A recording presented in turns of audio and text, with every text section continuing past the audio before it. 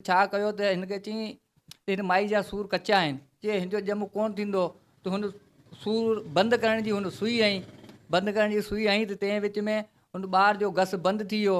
त कलाक ॾेढ ॿिनि खां पोइ हुन माई जे पेट में ॿार जेको हो गुज़ारे वियो, मरी वियो, ख़तमु थी वियो।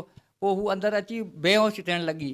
जॾहिं माइट हुआ, मुड़ुसु पंहिंजो गॾु हो, ॾाॾी गॾु हुई, सभु बचा पंहिंजा गॾु हुआ, तॾहिं हुननि घोड़ा घोड़ा कई, बाबा हिननि खे गाॾी ॾियो। हुननि गाॾी ॾिनी कोन, न को गाॾी ॾिनी, न को सुई हईं, का बि हुननि हमदर्दी कोन कई। हिननि ग़रीबनि सां वॾो हुन ज़ुल्म कयो। हुन न्याणी जे पेट में धीउ हुई, पोइ हुन धीउ वीचारी उते फथकी अंदरो ई अंदरि गुज़ारे वई। पोइ हिननि सुबुह सिॼ उभरियो, जाम घोड़ा घोड़ा कई, कीअं बि करे रिड़ी सिड़ी अची दुंबाले पुॻा। दुंबाले पुॼण खां पोइ डॉक्टराणी सरकारी अस्पताल खणी विया। उते हुननि चयो बाबा हिनखे ही राति जो 8 बजे 8 कलाक थी विया आहिनि, ॿारु अंदरि गुज़ारे वियो आहे, त हिन जी ऑपरेशन थींदी। हिननि ग़रीबनि खां ऑपरेशन जो पैसो कोन पुॻो। पोइ डॉक्टराणी शाहिदा वटि खणी रशीदा वटि खणी आया, त हिते हुनजी ॿार ॼाओ माई जी अञा बि सीरियस हालत आहे, जल्द मां जल्द कानूनी कार्रवाई कई वञे। डॉक्टराणी शाहिदा असां ज़ुल्म कयो आहे, नंढड़ो ॿारु मुंहिंजो मारे छॾियो आहे अंदरि अंदरि। पोइ वरी ॿिए पासे वठी हुते निकाल कयो अथई, इन जी कार्रवाई करे वञे। कोन थींदी, जे कचा सूर आहिनि, पोइ उन में सुई हणे असांखे विहारे छॾियो। पोइ असीं वेठा वेठा पोइ असांखे चयो, चए हाणे वञो, चए घर कोठी वञो, डिलीवरी कोन थींदी, सुबुह जो जा परीं थींदी।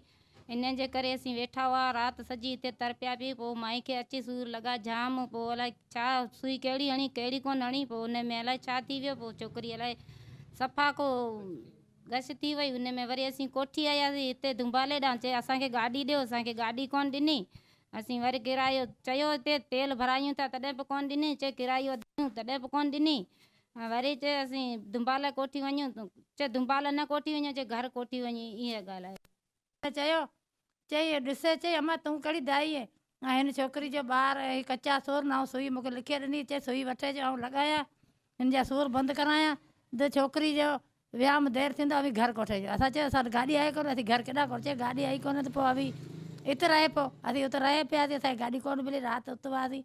पोइ वरी मूं असांखे चई, मुंहिंजे हाणे ॾिस, चए छोकिरी खे जाम तकलीफ़ थिए, तॾहिं चए हिन जी हाणे ऑपरेशन थींदी, 8 कलाक मूं रही आहे।